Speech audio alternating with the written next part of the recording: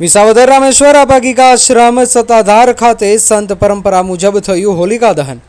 આજે હોળી પર્વ નિમિત્તે વિસાવદર નજીક આવેલ રામેશ્વર આપાગીકા આશ્રમ ખાતે પૂજ્ય મહંત ગોવિંદ બાપુના સાનિધ્યમાં હોળી પર્વનું આયોજન કરવામાં આવ્યું હતું, જેમાં શાસ્ત્રોક્ત રીતે હોલિકા દહનનું ધાર્મિક વિધિસર આયોજન કરવામાં આવ્યું હતું।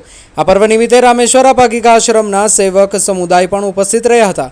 પૂજ્ય ગોવિંદ બાપુના દર્શન સાથે હોલિકા દહનનો પણ સર્વસેવક સમુદાય લાભ લીધો હતો। સાથે સાથે આવનારી તારીખ 11/4/2025 તેમજ તારીખ 12/4/2025ના રોજ દર વર્ષની જેમ રામેશ્વર આપાગીકા આશ્રમ સત્તાધાર ખાતે હનુમાન જયંતિ ઉજવવામાં આવે છે, જે અન્વયે હનુમાન જયંતિની એક બેઠકનું પણ આજ રોજ આયોજન કરવામાં આવ્યું હતું, જેમાં રામેશ્વર આપાગીકા આશ્રમના સર્વસેવક સમુદાય BK ઢોલા સાહેબ તથા રમેશભાઈ ભેસાણિયા તથા બકુલભાઈ તથા જયદેવભાઈ શાસ્ત્રી ભટ્ટ તેમજ દિનેશભાઈ ચાવડા વગેરે હાજર રહ્યા હતા। આવતી તારીખ 11/4/2025 અને તારીખ 12/4/2025ના રોજ આશ્રમમાં ભવ્યથી ભવ્ય હનુમાન જયંતિનું પણ આયોજન કરવામાં આવ્યું છે। ભજન, ભોજન અને ભક્તિની ત્રિવેણી સંગમનો સર્વસેવક સમુદાયને લાભ લેવા પૂજ્ય ગોવિંદ બાપુ દ્વારા આમંત્રણ પાઠવવામાં આવ્યું હતું।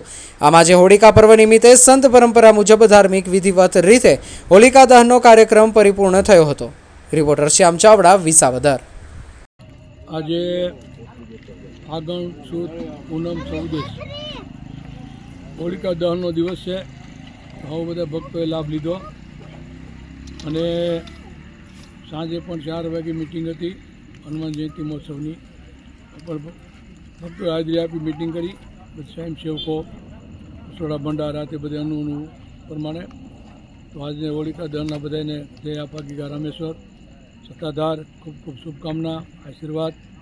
હોળી માતા જે તાપી એટલે આપણો રોગ ભાગી જાય, એમ આપણે કેમ યુવાની પછી બાળપણ ગઢપણ હોય એમાં અગ્નિ માતાનું પણ હોય છે। શાળામાં માતાજીની જોવાની કહેવાય। હવે ઉતાણી પછી ગઢપણ બધા આઘારે માણા અને ચોમાહામાં હાવ વૃદ્ધ બને ને એટલે પછી માણા બધે અડે। એટલે આજે હોળીનું માતમ ને અગ્નિદેવનું માતમ બહુ પૂર્ણ છે। એટલું કંઈ ખૂબ ખૂબ જય આપાગીકા રામેશ્વર સત્તાધાર પધારજો। મહંત શ્રી ગોવિંદ બાપુ, શામજી બાપુ, જય આપાગીકા। હું રાજકોટથી બકુલ ચોટલિયા, જે આજે રામેશ્વર આપાગીકા ધામમાં જે આજે હોળી પ્રગટ્યનો હોળી દહનનો કાર્યક્રમ છે, એનો અમે આજે ખૂબ સરસ લાભ અને બે પતિ પત્નીએ લાભ લીધો। એ બદલ હું ગોવિંદ બાપુના ધન્યવાદ માનું છું અને આપાગીકા આશ્રમનો ખૂબ ખૂબ આભારી છું।